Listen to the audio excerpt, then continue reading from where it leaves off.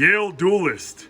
This is Chris with Knights of the Hub. I'm here with our teammate Rico, and we're going to do a deck profile for him.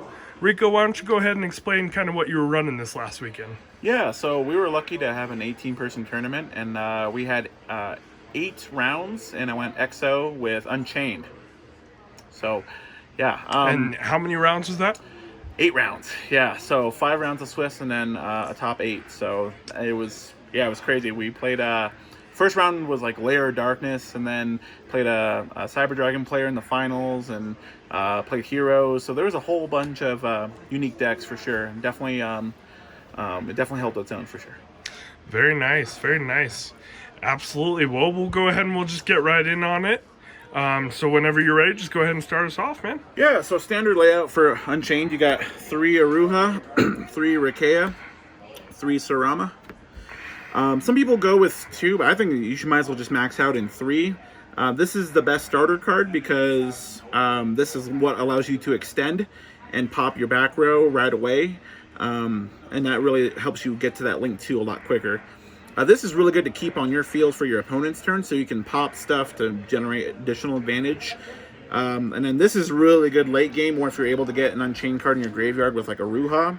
Like this is a 2-card combo that's just insane. But this is like a +1. It's crazy because you set the card and then you destroy 1 card you control. So that's phenomenal, and this is a lineup I wouldn't change. I did 2 Abominable Unchained Soul and 2 Unchained Soul of Disaster. This card I think is just spicy in general. You can run a lot of different decks, but in this deck I almost wanted to run 3, but I wanted to do 2 of it because you could special them off of any of them when they're destroyed. So that's the beauty of this deck, is they all float. So and then this one here is the only one that really allows you to special from the graveyard, but that's what the beauty of it is too. And it also allows you to link your opponent's card on your turn, so it doesn't have to be a special summon monster like a monster I'll show you later. But this was what helps you break boards. If you can get to this and you're going second, this card's insane if you can get them out in the field, but they're not the greatest cards to have in your hand starting off. So that's it for the Unchained lineup. That's what I would do. Maybe a third one of him, but honestly I thought 2 and 2 worked pretty well for me. I didn't regret it. And then as for the other monsters, just 3 Ghost Ogre. I mean, you have to because you don't know about Numeron, but also this card's just insane against other rogue matchups. Like if you do it against Needle Fiber, they're without. They just have the tuner. It stops that. It stops a lot of different things. I definitely think this is an undervalued hand trap. I think it's one of the better ones. Do you think that the Psy-Frame Gamma is better? I'm going to go with no, because this is always live. That's my thing, is you don't have to necessarily in this deck negate. You just have to just blow a bunch of shit up. So that's really the whole point. Blow it up. And Psy-Frame does do that, but this does spell and traps too.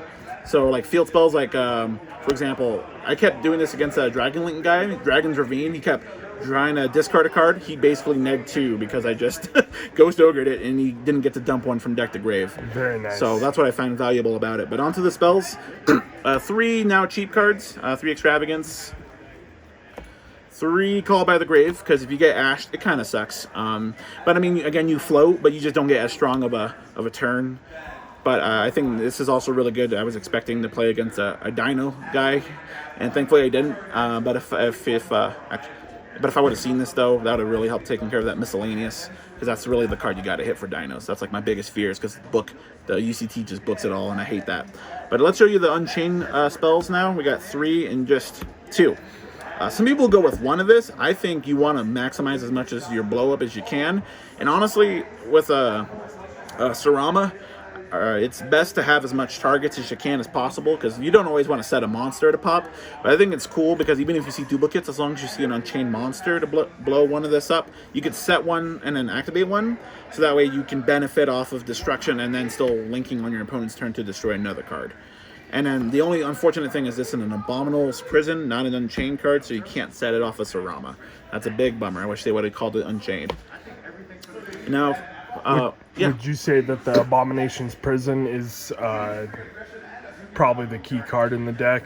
Yeah, that's why I justify only running 16 monsters, because this really, you could search for the monsters, or you can search for the spells and traps, whatever you're missing. But the cool part is you can use each effect, so it's not just like Thunder Dragons where you can only use one, you know. So even if I see this in multiples, who cares? Like I love decks that have search power capability. That helps with the consistency, and even if I didn't see this card, that's fine. I could see the other stuff, and that's where I'll show other consistency cards in this once I get to the after the Unchained traps, which you just want to run 3 and 3, and that's because you run the beautiful Trap Trick. Trap Trick is what really helps this become super consistent, because if your opponent, let's say, like activates Lightning Storm, which they'd be a fool to do so when they don't know what you're playing, because then you just plus. But even if they activate Twin or Lightning Storm, you could just chain this to it and set one of these, or you can set these additional trap cards, which really help the theme of the deck. But 3 of these though, of each, just because again, more targets to pop, might as well. But the other ones I run for trap trickable targets, I do 2 Heavy Storm Dusters, 3 Torrential Tributes, because no one expects this. And then 3 Infinite Impermanence, but I sold it to good old Knight Chris. But I did have 3 Imperms that were also trap trickable, so that made it a 43 card deck. So if you didn't have Imperms, there you go. That's it. And this triggers off some of your abilities too. It's not just unexpected. It's cohesive. So much synergy. And this actually, let me show you a little bit of a trick here. So, trap trick. So even if you blow up your monsters, great, you float them, right? But you can blow up your spells and traps. So if you don't see any Unchained monster to blow up your traps, you just Heavy Storm Duster one of yours and one of your opponents, or both. Who cares? Just special 2 from your deck. But what's cool is this is like works for both blowing up yours and your opponents. You can get the maximum value out of this. So that's what I really liked is this is good again against Rogue or other control decks, but also just to trigger your own stuff on your opponent's turn in case you don't get the Rakea on board. So yeah, so that was my ratios for the main deck.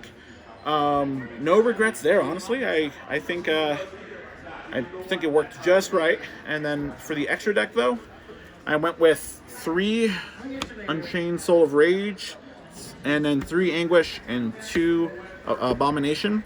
And that's just because you're running Extravagance. I mean, in other builds, you don't have to run like 3 of this or even 2 of that. You can go with 2 and 1. But with Extravagance, you want to see as much as possible, because one game I had some guy literally banish 2 of each of these, and I was left with just these 2, but I still got that game. But you want to have as much as you can, because this is really the main card you need to get into. And even then, it's not required. It's just nice because it has interaction on your opponent's turn. But this deck can really rely on the main deck itself. But these just allow you to help you break the board going second, honestly. That's really the nice part about it. Now on for the generic extra deck monsters. We got Nightmare Phoenix, 2 Nightmare Unicorns, because this is like an IP Masquerena for you budget players out there. If you're running Unchained, this literally just can go into a dark link monster, which is Unicorn. So not only did you steal one of their cards to link with to make the Unicorn, so you also discard and shuffle back into the deck. So that's fantastic. That's awesome. And then I also run Topologic Trispania for time, but also Eldritch. Topologic Zeroboros, just because this helps other outs that you can't, like Dragoons or whatever. But really, this card was nuts today, because again, you can use this Link 3 guy on your turn to go into him using another one of your opponent's cards. So I don't know how many times where I would take something of my opponent's and then boom, make an access code that's a 53 and then pop a card with his effect. So that to me was, people couldn't get over this, especially when you run your other Unchained cards as well. You may not maximize on the attributes, obviously, because you really only have just all darks and a fire. But hell, with 1 pop, that's plenty. And then the 1 Dingirsu, just because the 2 big Unchained monsters are level 8s, it's just good to have another way to out something.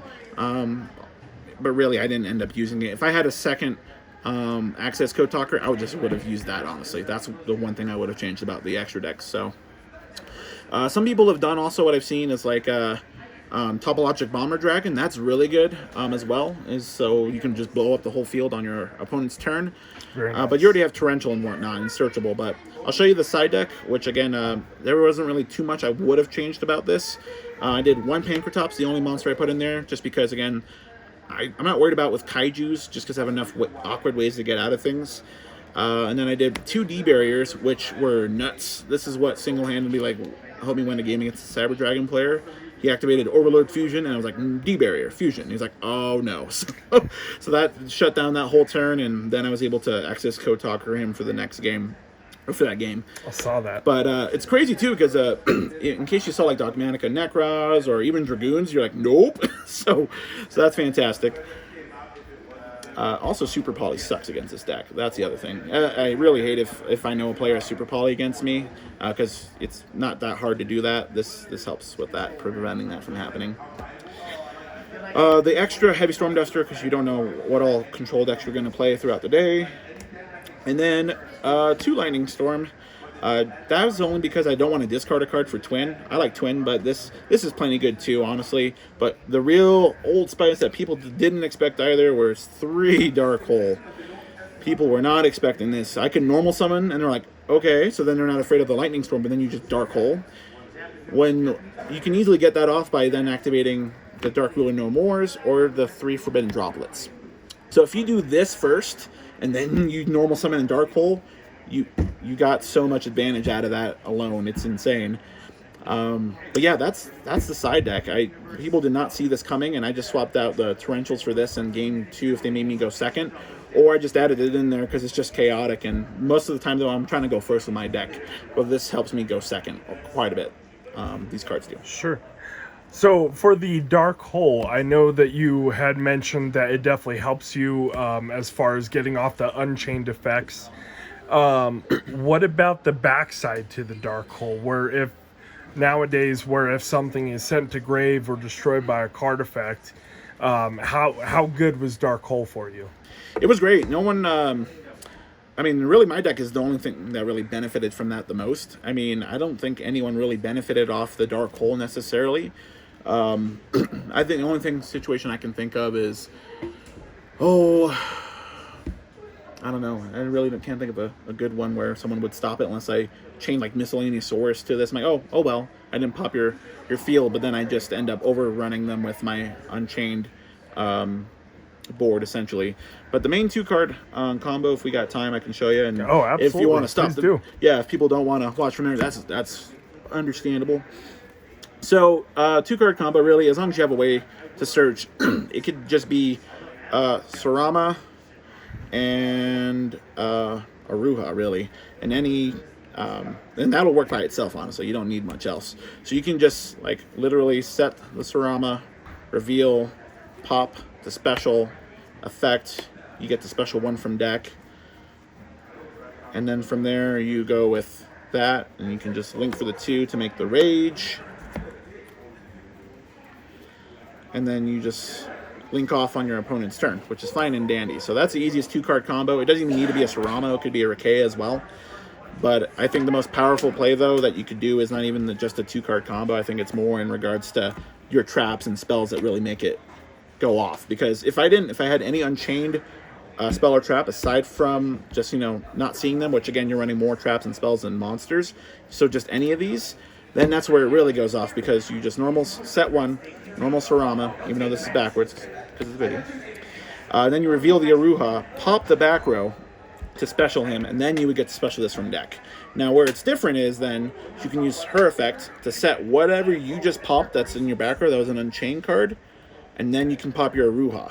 So you just plussed right there. So you then special this guy essentially, just because, or no, this guy's already special, sorry. You would special Rakea. And then from there, you would link these 2 into the Rage still. And then you have, on your opponent's turn, a way to link something of theirs off. You can always bring it back in case they got rid of this. Or you can, then again, if there's a threat, you can Rakea to pop either your back row or your Rage to add something back to your hand, which most of the time you want to add back the Sarama. If you're ever going to add back from your grave to your hand for something due to these guys, always add back Sarama. This card's nuts. +1, it's the best thing. Another play that combo that people do is if you run Nibiru and you really hate meta combo decks, Rakea with Nibiru is nuts, because if you chain your chain link 1 your Nibiru on your opponent's, or whenever they special 5, and then you chain link 2 your Rakea, you're first going to destroy a card, which is whatever. You can destroy the Rage to add back your Sarama, but then that locks you in the Fiends. So when you are locked in the Fiends, then Nibiru distributes everything and stays in hand, and it can't special summon it and the token. So basically, you just cleared the field by tributing instead of destroying, and you don't end up actually giving them a token or giving yourself the Nibiru. You get to keep it for another turn, so that it always just keeps it a threat. That's awesome. So I think that's what's really nuts about it. And you still have your set card. I mean, you just keep going. So I didn't run Nibiru just because I felt like this deck had enough destruction in itself, and I wanted to run Dark Hole. But you could run Nibiru, and I think that's one little spicy combo that I've seen other duelists do. That's really neat. I think that's pretty good. But yeah, anything else you'd like me to show, or any questions at all? I do have a couple questions for you specifically. Sure. So if you had to pick one deck that would be your hardest matchup, what would you say? Oh, I have to go with Dinosaur still, just because they have so much unaffected with Miscellaneous. I don't know why that card came back from 1. I don't want to rant about that right now, but I think that's wise, because if everything's unaffected, then this deck doesn't benefit as much, but still you float. So really, even if they only have 3 missiles. So really, if you just float a couple turns, you're going to be fine. But the issue is not just Miscellaneous, but Ultimate Conductor Tyranno. When you book everything and he just sends the Grave, then that also gets around your Unchained stuff, unfortunately. But yeah, that was really the scariest matchup of the day, was Dinosaur, just because it just has a weird and Layer of Darkness round 1. That was just dumb. Tribute, oh no. So it was definitely a fist fight there, essentially. But definitely. But you got that one too. So I mean, that was the first round. So I think the other thing about this deck that was great is most people won't suspect you playing this. I mean, it's a deck that's been out for a while and people had big hypes for it and dreams. But really, I think it's pretty good. I think you can definitely do some roguelike things with it. But it's obviously not a meta deck, but it definitely does. It's really good going first or second, but it can hold up its own. And like enough people, they want to go for game. So even if you just set one, you keep floating, you're eventually going to build up your Grave to make the dog just huge. So really, it's just very versatile for being sort of a control deck, I would say. It fits more into the control style, which I enjoy. So. Heck yeah. And then just one other question for me, just to get to kind of know the player behind the cards a little bit. All right. So what made you decide to start playing Yu-Gi-Oh? Oh man, it was a way to really like hang out with my friends, and also I enjoy art. I don't know, like most nerds are like, oh, I love video games and good graphics. This is basically that version in its collector's version of that. And the fact that I can use it and hang out with my friends, and not have to pay like a subscription to, except for $5 entry fees. But you can get good stuff out of those packs. Oh yeah. But yeah, no, it was just a good way to hang out with friends, and honestly, when I was super young, I wasn't like into Yu-Gi-Oh. I enjoyed it because I enjoyed reading. But now that I'm older, I really enjoy the fact that Yu-Gi-Oh is just so, you learn new things every day, and there's just so many different archetypes that are just so cool, and either based off real life things or they're just beautiful art in general. And I think that's what I enjoy the most. So. Absolutely. Well, Rico, thank you for that amazing in-depth deck profile for the Unchained. Certainly appreciate that. Yeah. And this is Chris with the Hub. Just wanted to say farewell, and until next time.